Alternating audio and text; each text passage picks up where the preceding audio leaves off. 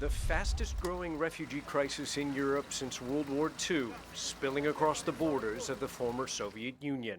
More than 1.7 million Ukrainians leaving everything behind and now relying on the kindness of strangers. People like this grandmother who says a Russian strike destroyed her family's home in Mykolaiv on Friday. I never thought the day would come when we would have to run away with these little kids, she says, holding her 4-month-old granddaughter. Nearly everyone here left their husbands, fathers, and sons behind to defend their homes. Mothers with young children, now on their own in a foreign country. Imagine if you had to pack up your children, your pets, your belongings into a single suitcase and flee your home and your country on a moment's notice. That is what has happened to all of these people. Moldova, a small, relatively poor former Soviet republic, opened its doors to the refugees, providing free transport, hot meals, and shelter to tens of thousands of Ukrainians, says the country's prime minister. So about 3/4 of the refugees are actually staying with families. A lot of Ukrainians have friends or relatives in Moldova, but also regular people have just taken in Ukrainian families and invited them into their homes. Complete strangers. Yes, absolutely. This woman is traveling alone. She says she came from Kiev and it took 9 days to get here. She has family waiting in Moldova. The woman is headed to meet relatives here in an arena in the Moldovan capital. This is one of the consequences of Russia's invasion of Ukraine. Hundreds of Ukrainians who have taken shelter in a stadium in Moldova. This, a temporary stop, a place to pause and process their new reality. These women tell me they still can't believe the Russian military would shell and bomb their home city of Kharkiv, a city where almost everyone speaks Russian. After all, Putin claims he's protecting Russian speakers from Ukrainian nationalists. They say, look at where the Russian-speaking people are. They are all sleeping here. This observation echoed at the border by 65-year-old grandmother Tatiana Petrishina. We watch the Russian TV channels, and they have it all backwards, she says. They say the Russians are heroes defending us. Look here, how they're liberating us. Is this a liberation, she asks, if I'm running away with a little baby like this? She joins the crowds lining up into waiting vans, one of tens of millions of Ukrainians now facing a very uncertain future. Ivan Watson, CNN, on the Moldovan border with Ukraine. Joe Lowry is the spokesperson for the UN's International Organization for Migration. He joins me now from Moldova, and thanks for doing so. You know, I was reading on the IOM website a couple of days ago where you wrote, one day they were calmly going about their business, the next their worlds were turned upside down. And that really does sum up what's happened to millions of Ukrainians. How bad is the humanitarian situation?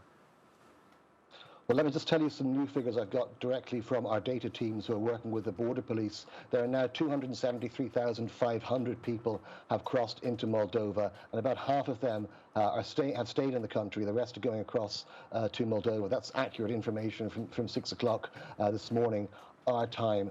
And what we're seeing is just a painful, pitiful picture of families, broken families, coming across the border. You know, the men are having to go back, going as far as the borders with their families, and then walking back into a very uncertain future and sending their families to an uncertain future in Moldova and further afield.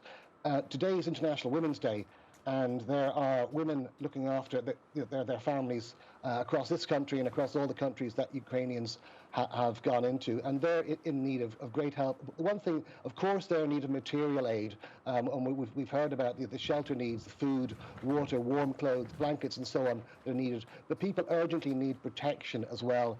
Families have been ripped apart. They don't know when they're going to see their partners again. So it is a very, very sad situation. And what we're also doing is capturing. Go ahead. Yeah, sorry, I didn't mean to interrupt. There's a little bit of a delay, so I do apologise. But talk more about that. I mean, I think it's hard for most people to grasp the level of upheaval as they sit at home and they're watching this, leaving your home, your city, your life with whatever you can carry, and then leaving your country. Try to describe what these people are going through on an individual basis. Well, it's absolute turmoil. No one ever expected. I mean, I've been going in and out of Ukraine for the last 20 years or more, and it's just, you know, it's always been, especially Kiev, a cosmopolitan European city. And to think that people have had to flee there under fire is just something that's unthinkable for people. I was actually married in Kiev, so it's you know, and I have friends who are still there. So it is, the families really have been torn apart. And the other thing that's needed, apart from the material aid and cash to respond to this, is solidarity and kindness. I mean, we work under the principles of humanity, independence, and impartiality and neutrality. And I think the entire population of Europe and the world has to embrace those principles and really show solidarity and kindness to people, because they are people just exactly like us who, as you opened this piece with, they were going about their daily business, and suddenly their worlds don't exist anymore. Their pasts are back in Ukraine, untouchable. Their futures are in some other country. No matter how long or short this continues, people are going to need work. Children are going to need to be educated. People are going to need healthcare, and it's on countries like Moldova, a small, poor country of just 2.5 million people. It's going to place a huge burden. I just want to also mention as well, when I have the opportunity, that border management is an enormous issue here.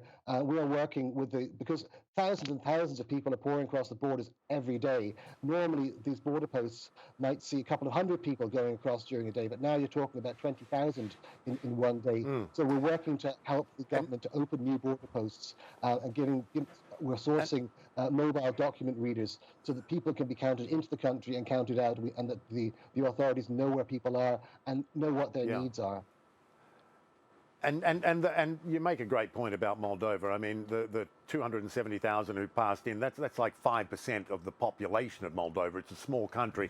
The resource burden is huge. The reality is, depending on what happens in the weeks and the months ahead, this could be a years-long problem for Ukraine and indeed for Europe. Some people might not be going home for a long time.